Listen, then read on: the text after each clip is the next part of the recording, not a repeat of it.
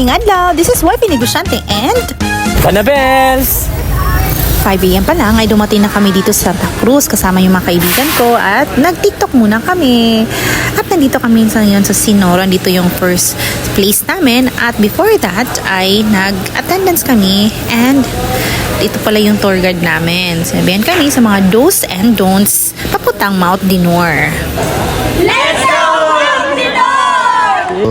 At nagsimula na kaming maglakad. With Kibin and Janjan and friends and Family. my wifey. Oh, pwede naman ko dahil magmotor o tanawa. Ay, oo. Yan eh. Pag naipatag, mamaktas mi. Pag naisubidam, jogging mi.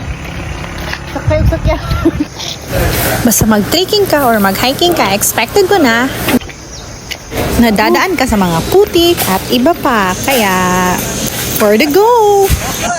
Sinabihan nga pala kami ng aming tour guide na 8 to 10 kilometers daw patungong Mount Dinor. Depende pa rin yan kung how fast or slow you are sa paglalakad.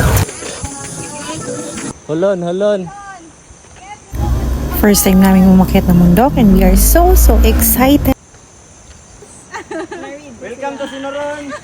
Nandito na kami sa Pilan River Eco Park at dadaan kami sa tulay. Diba? O post na kayo dyan. Hi, Fe! Yes, 1 kilometer na kami sa paglalakad. Kasama din pala ni husband, si Janjan. Sa paglalakad namin ay meron din po pala kaming mga kasama from Tagum City. Kaya ra. Pataas yung dinadaanan namin. Kaya ba na putuhod namin? Kaya! Sabi pala ng tour guide namin, malapit na daw yung peak. Yun pala, ang layo pa. Pero okay lang.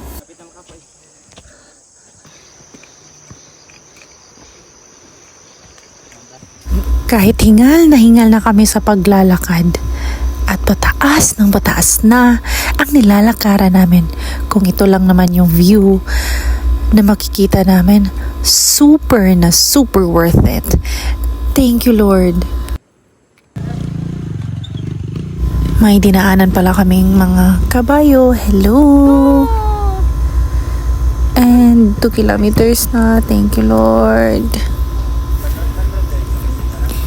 Masukil na kagubatan na kayang-kaya.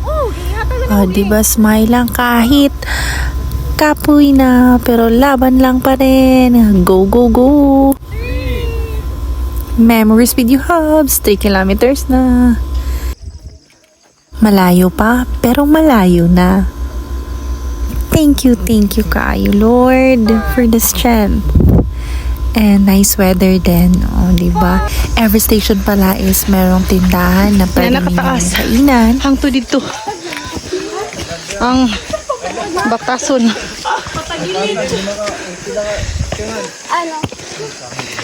Kahit hingal na, lumalaban pa rin. Diba? Kahit hingal na, si Wifey Negosyante, pero lumalaban pa rin. Diba? This is my outfit pala. Thank you. Orange app. So comfy na comfy.